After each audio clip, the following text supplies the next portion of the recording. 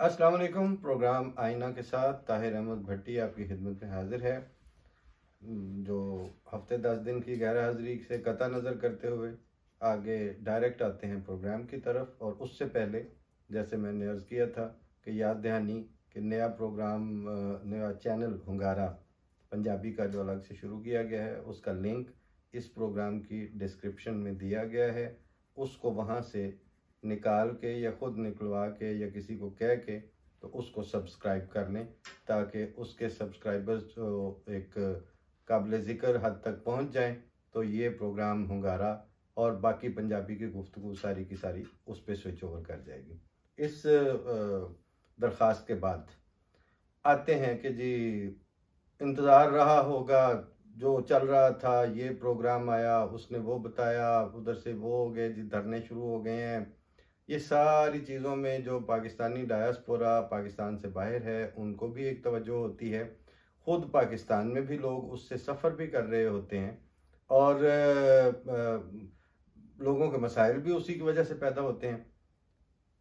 और सबसे बढ़कर ये कि जो भी डोल डाला जाता है, जो भी एक्टिविज़म शुरू किया जाता है, नतीजा ढाक के वही तीन पात और नतीजा वही बंद गली, नतीजा वही अंधेर।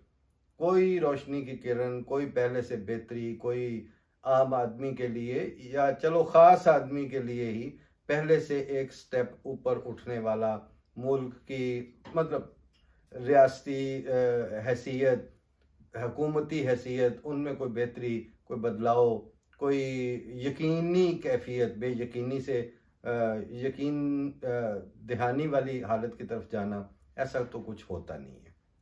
जब ऐसा कुछ होता नहीं है तो वहाँ पर एक लंबा चौड़ा लको दक किस्म का सहरा नुमा फैला हुआ अपना रकबा और उसके ऊपर उससे भी ज़्यादा बिखरी हुई आबादी, और उस आबादी की तो कोई थोड़ी बहुत तादाद भी नहीं, 25 करोड़ के लगभग। इस सारे को जब इकट्ठा करके देखा जाता है तो उससे सिर्फ सरफे नज़र और सिर्फ उससे पहलू तही वो भी मुमकिन नहीं होती, क्योंकि जब इतनी बड़ी इंसानों के मजमे और ग्रोह और हुजूम के ऊपर आफत टूटती है, उसके साथ मसाइल पैदा होते हैं, तो वो एक ह्यूमन अलमिया, इंसानी अलमिया की शक्ल इख्तियार कर लेती है।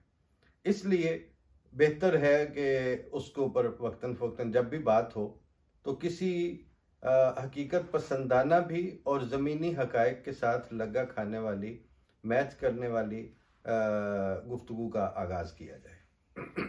होता क्या है वहाँ पे, कर क्या रहे हैं? असल में वो, जैसे मैंने एक पिछले प्रोग्राम में अर्ज किया था ना कि वस्लो हिजरा जो कि दो मंजिल है राह इश्क की, दिल बेचारा इन्हीं दो के दरमियान मारा गया। वहां पर इंसानी हुकूक और डेमोक्रेटिक वैल्यूज और डेमोक्रेसी, जमहूरियत, उसके और एक तरह की पूरी तरह छाई हुई आमरीत और फैसला साजी और ताकत के जो इर्तकाज और उसके जो मंबा और मसादिर हैं, उनका एक ख़ास तबके में यानी एस्टेब्लिशमेंट में यानी अफवाज पाकिस्तान के पास जमा हो जाना और बाकियों का टिंड पे खेलना, ये बुनियादी मसला है। अगर ये मसला ना हो तो किस तरह की तब्दीली की ज़रूरत है लोगों को वहां पर? क्यों बार बार लोग वहां पे तब्दीली मांगते हैं? यहां जर्मनी में बैठे हुए कोई अचानक नारा लगाए जी तब्दीली आई है, लोग उसका मुंह देखने लगेंगे। करनी की है तब्दीली, रोटी लब रही है, लोगों के निज़ाम चल रहे हैं, सिस्टम सारा ठीक चल रहा है, लोगों की हक तलफियां नहीं हो रही हैं, तमाशबीनियां नहीं है गवर्नेंस और पॉलिटिक्स के अंदर। जो कहीं है उनका, उनके जो बद असरात हैं जो इंसान आम आदमी की डे टू डे लाइफ को डिस्टर्ब करते हैं, वो तो कहीं देखने को नहीं आ रहे थे। तू तब्दीली की करनी है भैया, तेन केड़ी तब्दीली से वोट दी है? यहां इनको कोई ऐसा मसला नहीं होता। फिर अगर आप आगे सफर करते चले जाएं, परली तरफ निकल जाएं, बरतानिया की तरफ, उनके यहाँ गवर्नेंस एंड पॉलिटिक्स की रिवायत जो है वो उनके वो पुराने जो किंग एल्फ्रेड से और उससे भी पहले से उन्होंने लिखी पढ़ी गवर्नेंस जो है उसकी इब्तिदा कर ली थी, और वो डॉक्यूमेंटेड है सारा कुछ उनके पास। और वो इंसानियत के बड़े जो माहौल है या जो इकोलॉजी है, उस इकोलॉजी में वो अपने आप को कहीं महसूस करते हैं और अपनी रिवायत पे बजा तौर पर वो फख्र करते हैं। और उस रिवायत की बहुत गहरी जड़ें जो माजी से वो लेके आते हैं सदी ब सदी, उसकी बुनियाद पर वो ये इद्दिया रखते हैं, वो दावा करते हैं कि हम दुनिया को बताएंगे कि मुल्क कैसे चलाए जाते हैं, और हम बताएंगे कि फलां फलां जो क्राइसिस के मौके पर हम लोगों ने उन क्राइसिस को, ह्यूमन क्राइसिस को, सोशल क्राइसिस को, आईनी क्राइसिस को, डेमोक्रेटिक क्राइसिस को हमने कैसे मैनेज किया।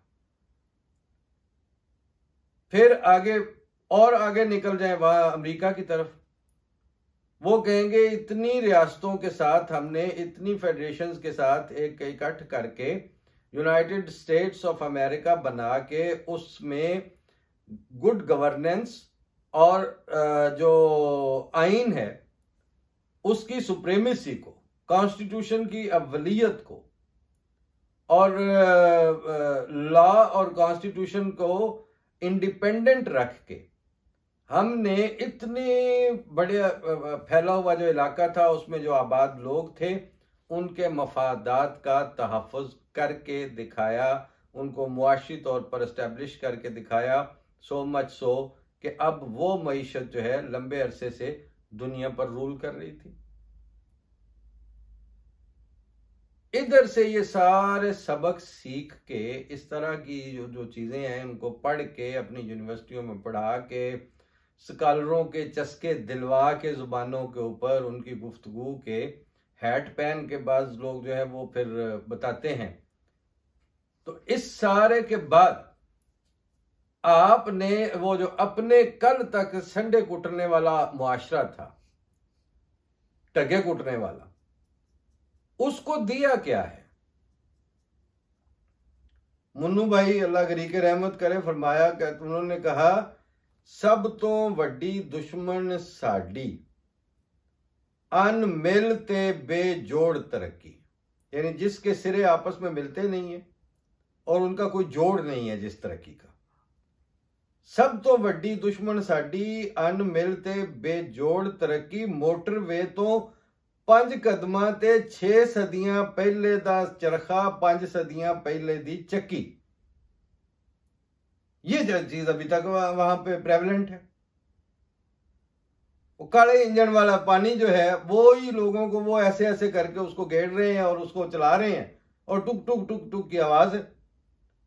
और जो आपका सोशल मीडिया जो है वो गानों के ऊपर या मुख्तलिफ धुनों के ऊपर जो आपकी तवज्जो खींचने के लिए जिस लैंडस्केप को पेश करता है, वहां जो कोठड़ी कुल्ली है उसको दरवाजा कोई नहीं है, दीवारें हैं लोगों के घरों की वो टूटी हुई हैं, सड़क है वो है कोई नहीं, और डंगर जो है वो उन्होंने रास्ते के ऊपर डेरे डाले हुए हैं, चलने का रास्ता नहीं है। कहते हैं जी आ साडा पंजाब, ये जी हमारा, क्या है आपका? कुछ भी नहीं। उस पे आप यानी माकूस तरक्की यानी तनज्जुल जो है आपकी बर्बादी, उसको आइडियलाइज कर करके तो जिंदगी गुजर रही है। इन हालात में जब कोई आगे आते हैं, जुलूस निकलते हैं, कोई लैंड क्रूजरों वाला आता है, कोई जहाजों पे चढ़ के और हेलीकॉप्टरों पे कैंपेन चलाने वाले आते हैं, तो शाबा भाई शाबा, शाह जवाना शाबा, वो शाबा शाबा वाले ते आवे ही आवे वाले पीछे चल पड़ते हैं। चलने के बाद नतीजा क्या निकलता है कि वो मीडिया जिसकी अपनी बिल्कुल कोई तरबियत नहीं हुई, क्योंकि मीडिया में वो लोग मौजूद नहीं हैं जो, मतलब अगर हैं भी तो उनकी कोई चलती नहीं है वहां पे।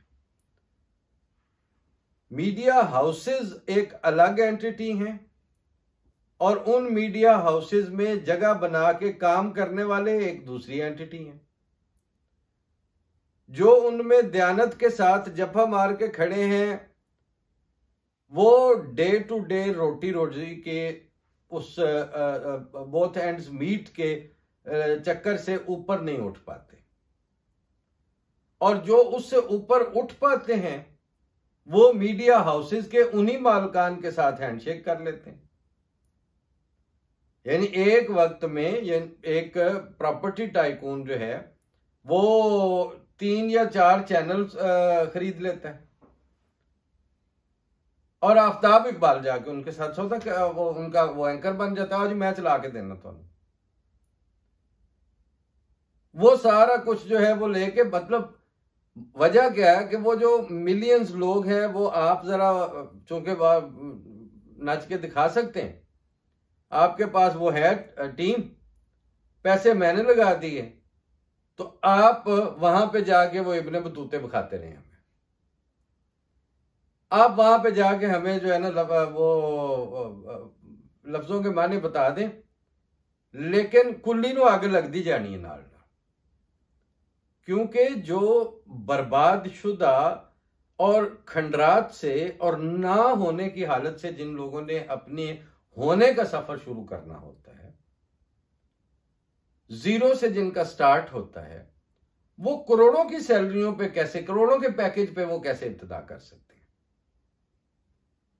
उनमें अगर अरबों में लेने वाले और करोड़ों पे देने वाले जो हैं और लाखों और की जो है वो बजट पे हायर की जाने वाली टीमें हों, तो वो नया थॉट किस तरह देंगे, लोगों को जीरो से दर्जा बदर्जा ऊपर उठाने का कल्चर आम कैसे करेंगे, वो उनके साथ वो गुफ्तगू कैसे आगाज करेंगे कि असी इत्थे खलोते हैं, उत्थे असा जाना है, इतना फासला है।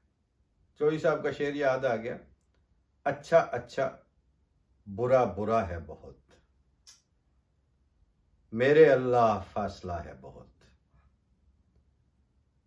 उन्होंने तो सफर को जब सामने रखा कि ये इब्तदा है, ये इंतहा है, इस सिरे पे हम बैठे हैं, उस सिरे पे हमारे मिसालिये बैठे हैं, तो मेरे अल्लाह फासला है बहुत। उन फासलों को देख के, अपने पर को तोल के, अपनी ताकत को अच्छी तरह से एवेलुएट करके जो लोग लॉन्च करते हैं अपने आप को और अपनी ह्यूमन कैपिटल को, उनके नतायज और होते हैं। यहां नतायज क्या है कि वो चल पड़े जी, चल पे जी, आ गए जी, आ गए। लोगों ने जायज सवाल उठाए कि आपने कहा था कि हमने एंटर नहीं होने देना इस्लामाबाद में, आपने 4, 5, 6 जगहों पे रुकावटें अबूर कैसे करने दी।